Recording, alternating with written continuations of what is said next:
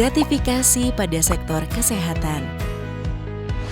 Bicara tentang gratifikasi, ternyata permasalahan ini dapat terjadi di berbagai sektor, seperti sektor kesehatan. Gratifikasi mungkin terjadi ketika seseorang atau pihak yang memiliki konflik kepentingan mencoba memengaruhi tenaga kesehatan melalui berbagai bentuk pemberian. Namun, tidak semua pemberian kepada tenaga kesehatan dilarang. Tenaga kesehatan diperbolehkan menerima pemberian sponsorship untuk meningkatkan kapabilitas dan pengetahuan yang tentunya dapat dipertanggungjawabkan secara transparan, akuntabel, sesuai ketentuan yang berlaku dan tidak terdapat konflik kepentingan. Lalu, bagaimana mekanisme penerimaan sponsorship tersebut? Sponsorship dapat diberikan kepada tenaga kesehatan, institusi, organisasi fasilitas pelayanan kesehatan, dan atau organisasi profesi sebagai penyelenggara jika memenuhi prinsip berikut ini. 1. Tidak memengaruhi independensi dalam pemberian pelayanan kesehatan. 2. Tidak dalam bentuk uang atau setara uang.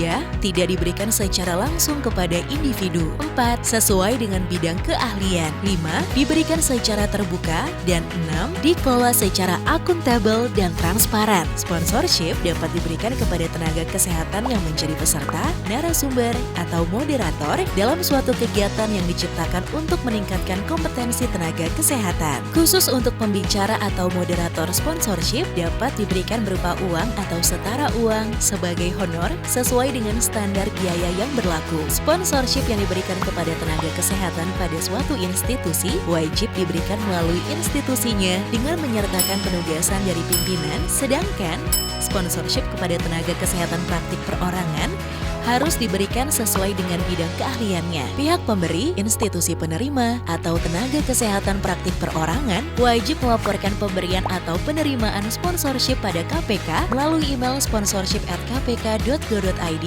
dan kepada Kementerian Kesehatan melalui sponsorship@kemkes.go.id dalam waktu 30 hari kerja setelah pemberi atau penerima sponsorship. Sedangkan pemberi sponsorship harus melaporkan kepada KPK dalam bentuk rekapitulasi pemberian sponsorship selama periode 1 bulan berjalan, paling lambat tanggal 10 bulan berikutnya. Kalau ada pelanggaran, mereka akan mendapatkan sanksi administratif berupa teguran lisan, teguran tertulis, atau bahkan pencabutan izin.